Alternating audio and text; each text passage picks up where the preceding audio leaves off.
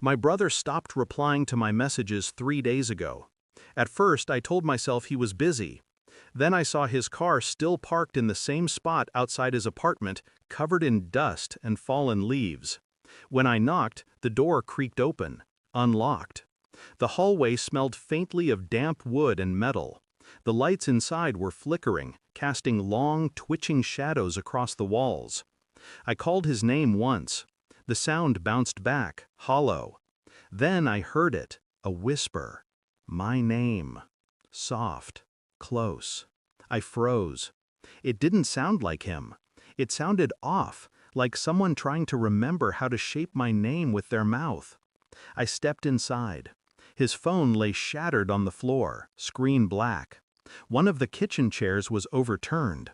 There was something smeared across the counter, dark, dry. Eric? My voice cracked the silence.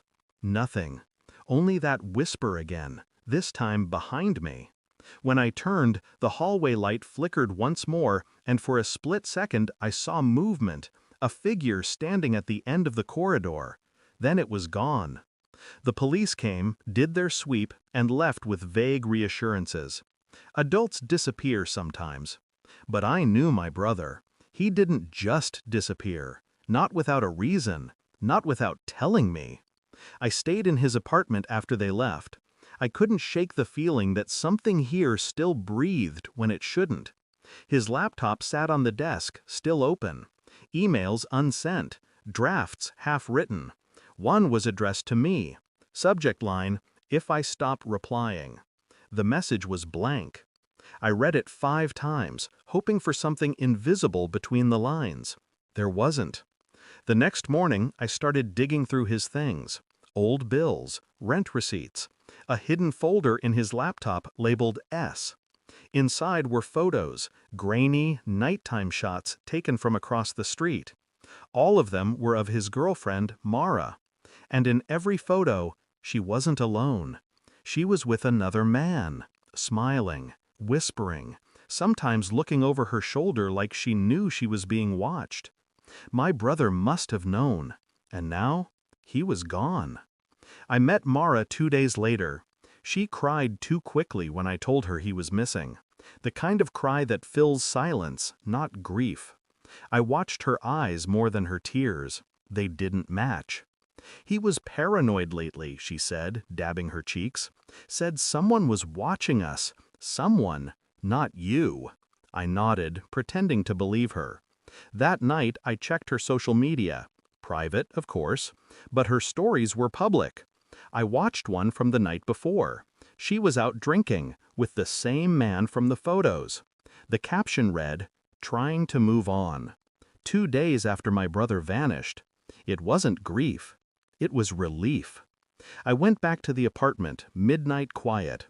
I wanted to see if she'd left anything behind. In his bedroom drawer, under a pile of old clothes, I found an envelope addressed in my brother's handwriting. My name again. Inside was a flash drive. When I plugged it in, the first video loaded automatically. The footage was shaky, recorded from a phone. My brother's voice whispered behind the camera. She said she loved me. But I heard them. In the kitchen. My name. My voice. They were laughing. Then, static. A knock on his door. A whisper, her whisper, calling his name. And then, the screen went black. I showed up at her place the next evening. She opened the door with a look of practiced surprise. "You shouldn't be here," she said softly. I smiled. "You're right." I handed her my phone. The video played. Her face drained of color. "He found out," I said. "Didn't he?" Tears welled up. He wasn't supposed to see. Supposed to what, Mara? Her lips trembled. "He followed me. That night, he lost control." "So you pushed him?" "No," she whispered, but her voice broke. "He fell. It was an accident." Accident. The word rang like a confession wearing a disguise. I leaned closer. "Where?" She shook her head. I left her standing in the doorway, shaking. I already knew. There was a construction site 2 blocks away. a half-finished foundation. Concrete poured the morning after he vanished. They found him 2 days later, under 3 feet of hardened gray. I didn't call the police. I didn't need to.